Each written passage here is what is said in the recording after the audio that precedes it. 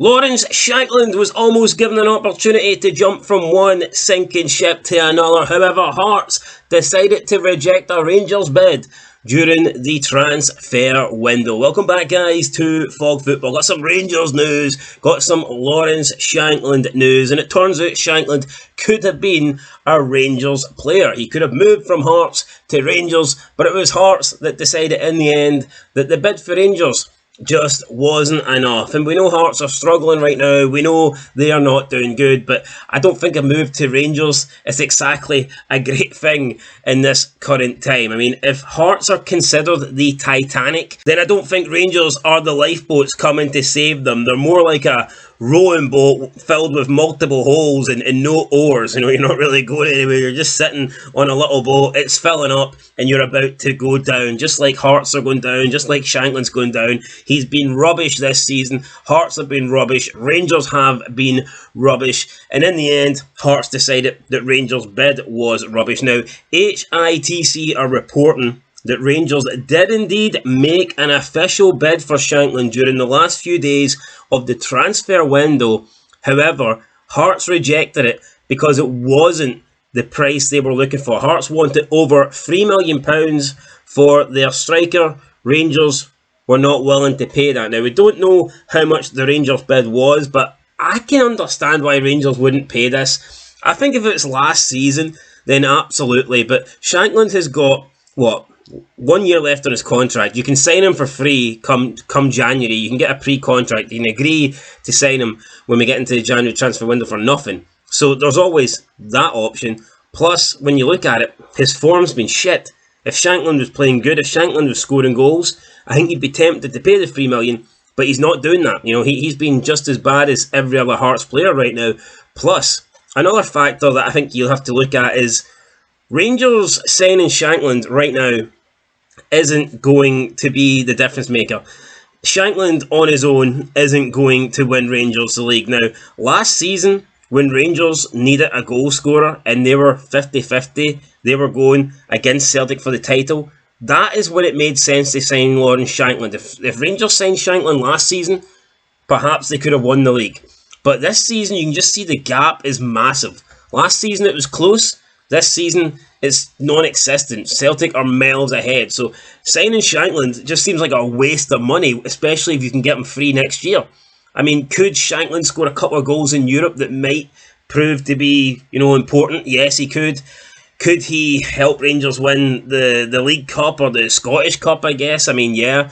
But he's not going to score the amount of goals it would take for Rangers to overtake Celtic. When Rangers were struggling last season, when they desperately needed a goal scorer, that is when they should have paid for Lawrence Shankland, when it was actually close between the two clubs. But you look at it now, Celtic are miles ahead, and sticking Shankland up front for Rangers isn't going to, change that. It's not going to close the gap. So I can understand why Rangers wouldn't pay it. I think $3 million's a lot of money for a guy that's got 1 year left, especially not playing well. Like I said, if he was playing good, if he was banging in goals, then I think Rangers would be tempted. I think other clubs would have been tempted as well. But I mean, at the moment, they're probably thinking it's just not worth it. And I don't think it is worth it. Looking at Hearts, maybe they should have accepted less. I don't know, whatever Rangers willing to pay, maybe $2 million, even 1.5, because this season for Hearts is looking like an absolute write-off. I mean, it's worth keeping Shankland and losing out on the money if you can do something good. If having Shankland in your team can make you having a successful season, then it's worth maybe taking the loss in terms of the transfer. But if Shankland's going to be in your team and it's going to be a write-off and the season's going to be a failure, then you may as well cash in. And Hearts haven't done that, so I think it's a mistake from Hearts, and I think it's a mistake for Rangers. Last year they should have signed Shankland in January, 100%. This year I think Hearts maybe should have let him go, but hasn't happened. They wanted over $3 million. They didn't get over $3 million. Now, Hull City and Preston North End were also interested in Shankland, but again, their bids obviously weren't up to the £3 million plus that Hearts were looking for. So, I mean, is what it is. Do I think Shankland will be a Hearts player next season? No. Do I think he'll go to Rangers? Probably. I can see Rangers getting him on a free. That I think is the most likely outcome. But speaking of another player Rangers could possibly get, and that is none other than Ollie McBurnie. Once again, he's came out this year and said he wants to play for Rangers. Despite leaving Sheffield United and joining with Las Palmas, Ollie McBurnie, again, on open goal, has come out and admitted he wants to play for Rangers. He wants to play for the Ibrox club one day. But he said this was the first summer in several years that Rangers were not in touch about signing him, which I think is interesting. McBurnie was claiming that over the past few summers that Rangers have been in touch. Rangers have been legitimately looking at signing Ollie McBurnie. He says this year, though, was the 1 year that they weren't. So maybe due to lack of finances or whatever, but McBurnie saying this is the first year in quite a few years that Rangers have not tried to sign him or haven't at least been in touch about signing him in the summer, but he still wants to play for them. Could it happen one day? I mean, maybe. The Rangers aren't going to pay millions for Ollie McBurnie. I don't blame Rangers.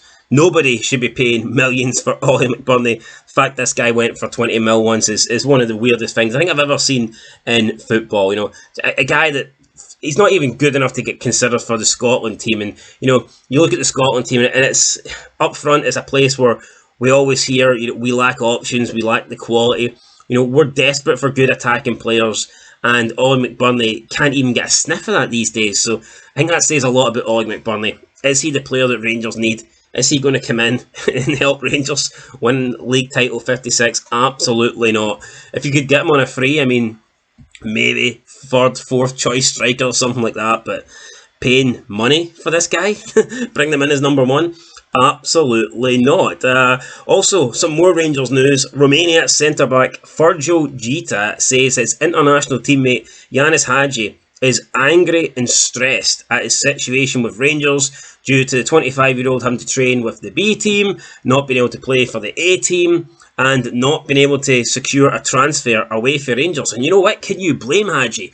Can you blame the way he must be feeling right now? His career has been hijacked. He's sitting at Rangers. Yes, he's getting paid, but he wants to play or he wants to move. The guy wants to play football. He just came off a good Euros with Romania. You know what a great moment that was for him in the summer. He wants to get back into club football and he can't. And it's frustrating because he's one of the better players at Rangers. I mean, the guy should walk into the Rangers 11. There's no doubt about that. He's head and shoulders above some of the players at that club, but for one reason or another, the finances, the alleged deal that would see his contract go up by 10 grand, that seems to be killing any sort of chance he has at having a future at Rangers. And I just don't get it. You know, when you've got a player like that, why not play him? And yes, it's going to cost an extra 10k, but even if Rangers decide to sell in January or they decide to sell in the summer, if Hadji plays well and he gets offers, the amount of money that you'll make from selling him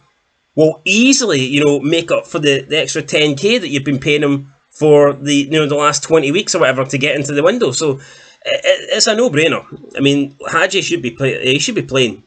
If he plays for Rangers, he starts playing well, his transfer value will skyrocket, and then you'll make your money back that you've been paying him, that measly, 10 grand. Even if it was like, what, how long till the end of the season? Like, let's say 40 odd weeks. I mean, so what, man? That's like, let's say 45 weeks, 450k for Rangers. That's nothing. It's not a lot of money. And then you'd probably, if you sell him for a couple million, you're making profit. If Hadji's sitting on the bench, then who's going to pay big money for him? Because they're not seeing him play. He's just sitting there wasting away. You're not going to sell Hadji for big money if he's not fucking playing football.